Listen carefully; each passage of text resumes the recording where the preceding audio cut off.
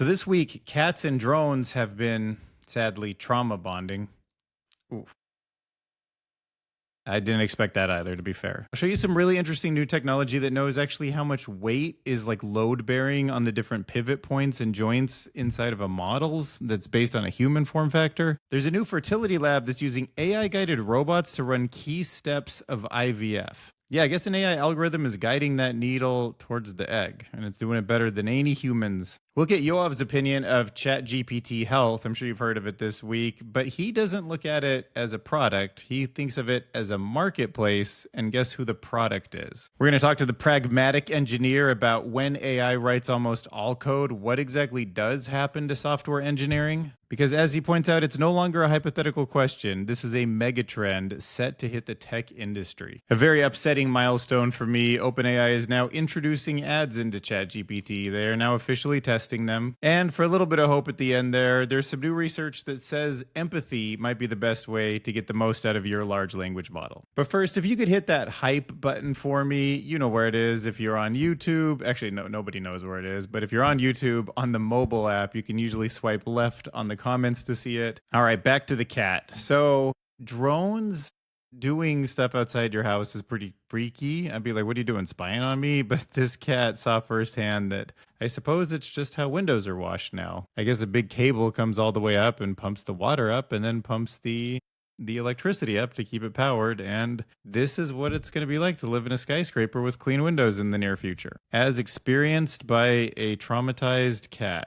Ooh, yeah, I would have jumped too. So interesting physics system. I think some AI was used to figure out if the physics that is being like discovered in the simulation would cause an injury, or at least that's a line of research they could go down. But fascinating to take what we already have, which are these systems that know where your hands and elbows are and joints, and then take the weight of the body and estimate it, learn from training data how the body sits, how much weight is like being pulled on different parts of the ligaments and angles, and then being able to, I guess in the future, if you think about it, predict what exactly is going to break before it breaks, or what risk injury someone has, or make probably characters in the future through simulators like VO more realistic. Because if you simulate a human body and it's a character and they're climbing a wall, they probably should have some understanding of the exact tension on each of the joints, and now you have it.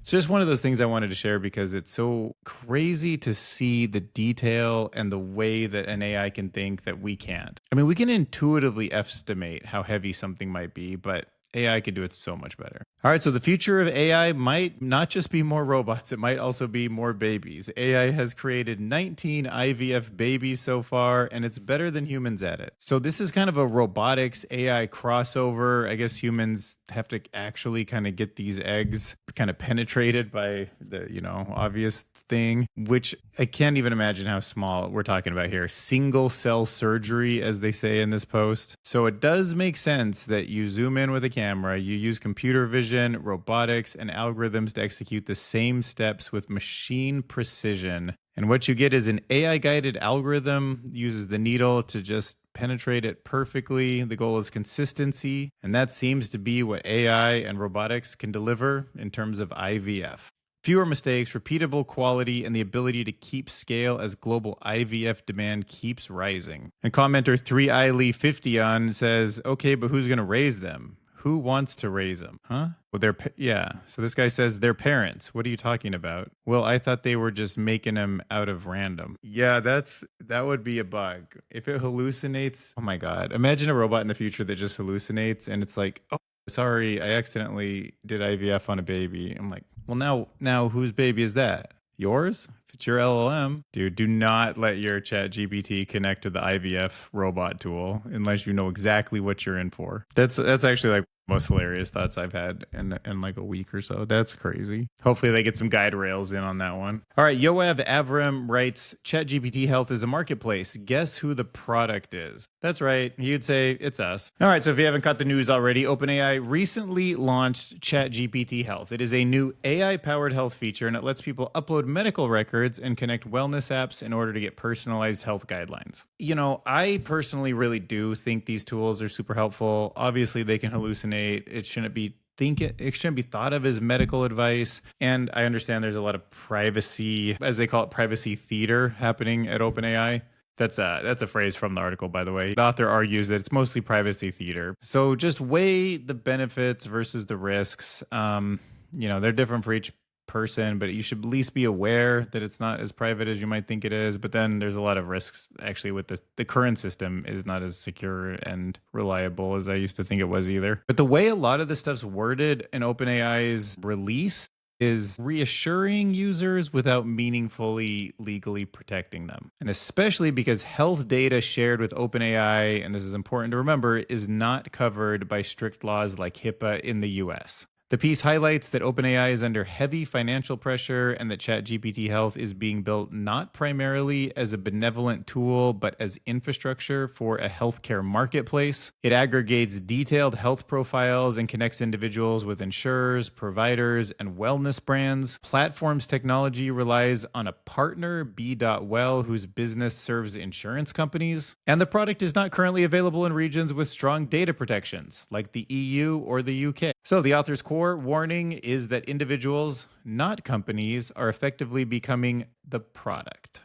You are the product being marketed to industry players because they know the exact sensitive health data that can get you to the right people, and you're kind of like a lead generation if you think about it. But of course, the model is also incredibly smart, and it knows so many things that it's able to just read and understand obscure medical text that most doctors couldn't. So balance the two however you see fit. Next up, let's look at the pragmatic engineer. Girglia Rose writes, when AI writes almost all code, what happens to software engineering? No longer a hypothetical question. This is a mega trend set to hit the tech industry. This piece is arguing that we're hitting basically an inflection point, like a real serious inflection point where AI tools can now generate the majority of everyday code, shifting software from typing to more directing and verifying the code that's written. The author describes personally shipping products, changing them by prompt, moderating code models, and even merging AI-created pull requests from a phone, and then backs it up with a similar wave of like aha stories. From experienced engineers who say the newest agents feel unusually responsive and like senior teammates, often described as fast, iterative, and good enough to change how coding feels day to day. So a principal engineer at Google says, I'm not joking, this isn't funny. We have been trying to build distributed agent orchestrators at Google since last year. There are various options. Not everyone is aligned. I gave Claude Code a description of the problem and it generated what we built last year within an hour. It's not perfect. We're iterating on it, but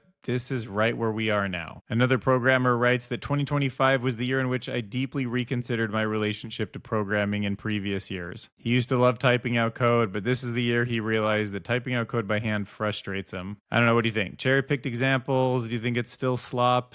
Do you think we're at the aha moment, or this is just hype? Oh, is it just hype? If it's just hype, hit that hype button. Show me you think it's hype. Iniso writes, I found a new BFF with just some slight trust issues. Ooh, that could be hallucinations. Let's see what's up with Ini. All right, and the basic overview of the article is that this woman had skepticism about AI tools, but came to appreciate some of the trust issues that she had before as they started getting more and more refined. But I want to point out this kind of story she had, which I thought was interesting. So I was poking around Honeycomb looking at exceptions when I spotted something weird, an error about GCP metadata URL. She thought to herself, we're entirely on AWS, what's going on? My first instinct was to copy the error and check it in Gemini. That's a novice move, treating AI like a slightly fancier Google, and I got exactly what you'd expect. It told me it's trying to post a GCP metadata URL, and I got an error, like no duh. But then she switched to Cursor and pointed at the actual application code instead. This time, it started talking about AWS, SDK, sub-libraries that auto-detect cloud providers. And then when she went to actually check out the code on GitHub, she was like, something feels a little far-fetched about all of it, like not quite buying the story. But then on a whim, she pointed at a folder with several of our repos. And that's when things started clicking. It found open telemetry, auto instrumentation code, worked out that the K80OTEL, or I don't even know what all this means, setup was trying to auto detect cloud providers. And suddenly the whole picture made sense. This weird GCP error, the auto detection, the config that we'd set up months ago and forgotten all about, it all connected. And Cursor immediately suggested changes across all 4 frameworks we supported. Part of me wanted to just accept it and move on, but being skeptical, I decided to ask for documentation first. And she was glad she did, because it turned out that the Node.js had cloud detection enabled by default. The other 3 didn't need touching at all.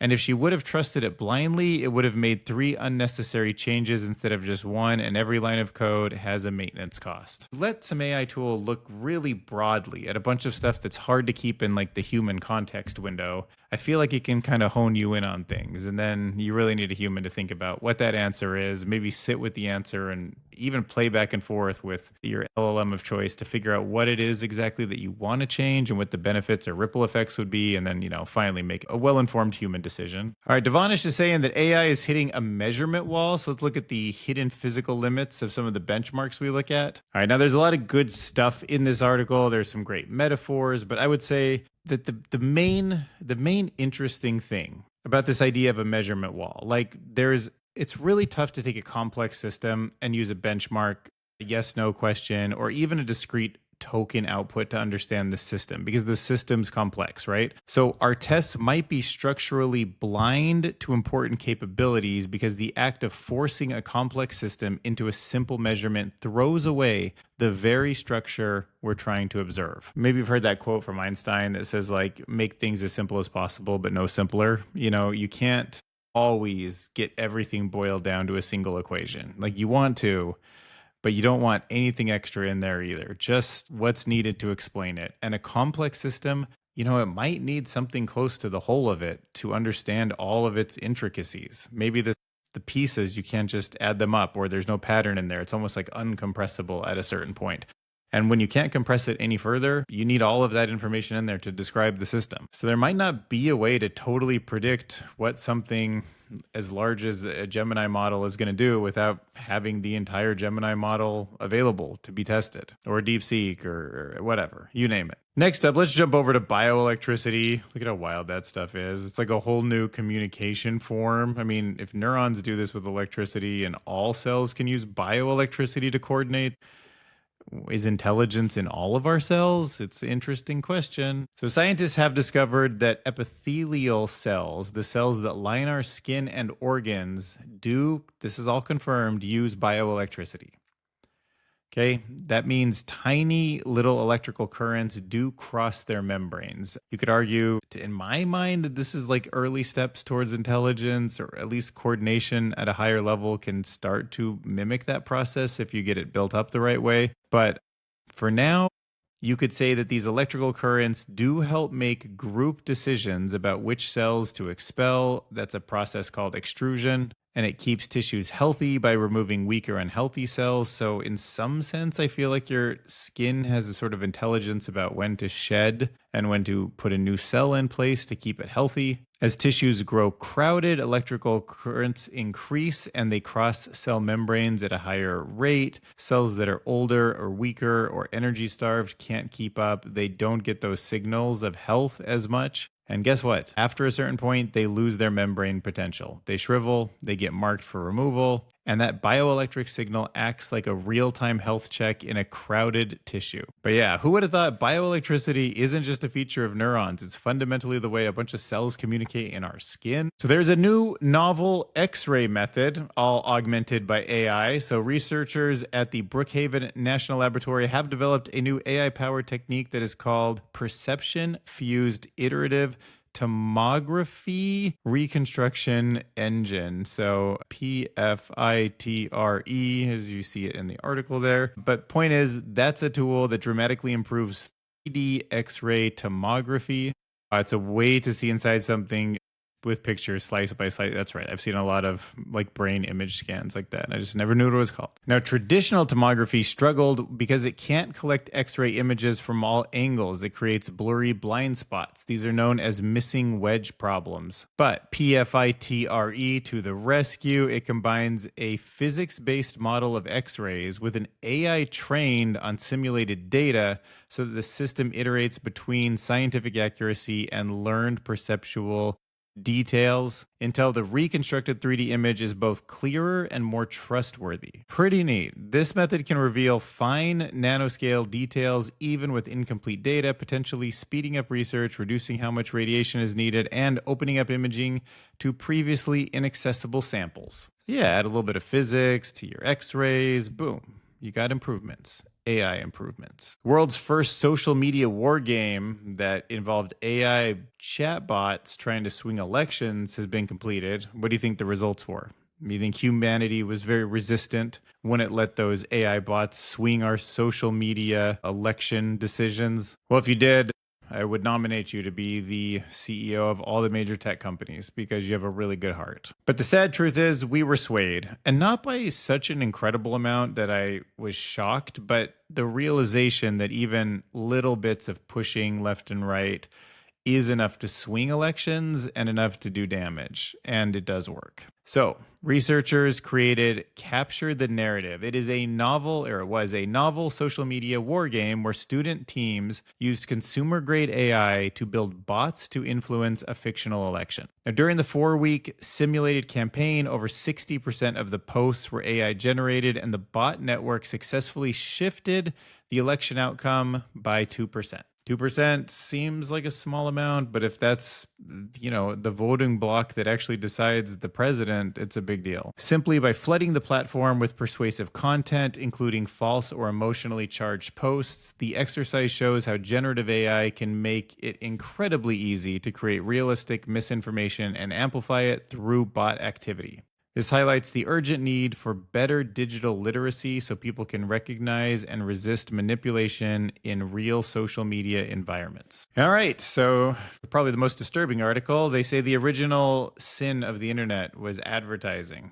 And we thought maybe we won't make that mistake with large language models. I was kind of thinking this isn't so bad that AI started with a for-profit model that included a $20 fee, right? Or maybe it's sort of like free to use, but once you really need it, you pay $20 to get more. If you really, really need it, you pay $200. And then I thought, okay, if you really, really, really, really need it, you pay like 2,000 or something, right? Like if you're using it for just scaled up, right? Or even if you break it down by tokens or how much GPU you are using, then you can have some kind of a system where you pay as you go. All of that sounded fine. What I am worried about is an advertising model. It sort of worked with Google, ish. Like, could you have maybe made it more aligned with the actual customer if you didn't put the advertiser in between? I think so. It's different than TV now. It's different than even advertisements on social media, which already were highly curated. And I'm not even sure I think that's okay because it starts leaning us in a really bad direction. But when a system is smarter than us and it's delivering ads to us and it's learning each time we don't click and it's refining itself, we don't have a system that we can trust.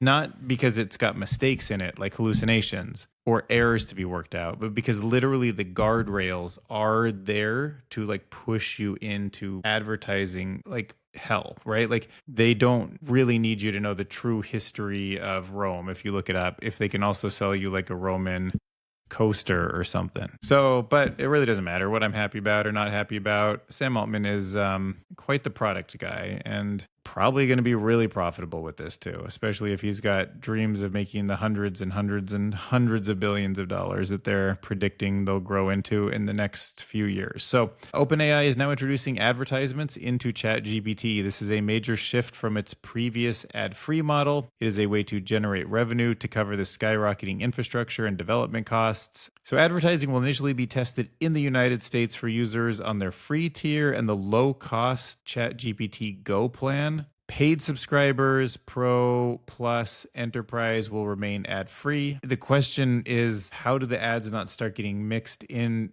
Like, how do they not use that as a learning signal? Do you know? If they didn't, then maybe it's fine. If the ads are always dumb, but there's literally no incentive for that. There's no way if they don't do it, someone else will. The incentives are to do it. Obviously, they're going to do it. These ads are designed to be clearly labeled at the moment, separate from the AI responses, and not influence the answer base that the model gives. So OpenAI is basically saying they're separate for the moment. I hope that stays. OpenAI has emphasized that user conversations will stay private and not be sold to advertisers, and ads won't appear in sensitive categories such as health or politics. I don't know. I really like when companies figure out how to make a ton of money without advertisements, like when Apple kind of did it, right? They sort of let Google stay to the search game. They didn't really charge or put ads like in the App Store very much. I mean, obviously there is some there, but it's not like that was this core thing that they built around the same way Meta and Google did. I kind of wouldn't want to see OpenAI go this route just for the future of humanity. There's like a lot of other ways they could just go more enterprise, I think, and get paid for their products and still make a ton of money. But I don't know. I don't want to sway you guys. If you let me know in the comments if you think it's okay and like I'm overreacting, because it's always been advertising in America and it's always advertising. It's a modern world and attention economy is going to shift over to AI. And the faster we get there, the more chicken or egg we can learn from the mistakes and like build the right guardrails. Let me know your thoughts. And finally, if you want to get better at using ChatGPT, remember, empathy. That's the key. New research shows that soft skills like empathy and perspective taking may be just as important, if not more so, than technical prompt engineering when it comes to working effectively with AI like ChatGPT. That's what I mean. You don't want those answers to be manipulative because like we got to treat it more human. And we don't want our friends being totally incentivized by advertising or money every time we talk to them. But anyways, that was the last article. This article is just a fact that I'm telling you about. And the study found that people who take the time to understand and communicate their needs clearly, for example, by explaining their background or how they want the AI to tailor an answer, get the best results. So researchers measured how human AI teams performed on tasks and saw that social perspectiveness not only improves the collaboration, but also helps the AI deliver higher quality responses. So yeah, the key idea, traditional soft skills, empathy, human IQ, the kind of stuff that you learn by being around other humans as you're growing up and being, just like socially brought up correctly are actually the best tool for working with AI also. So I guess that's another reason to just keep it human, everyone. Deeply human connections, hang out, touch grass, be with friends, press the hype video on this button, and I'll see you guys in the next video.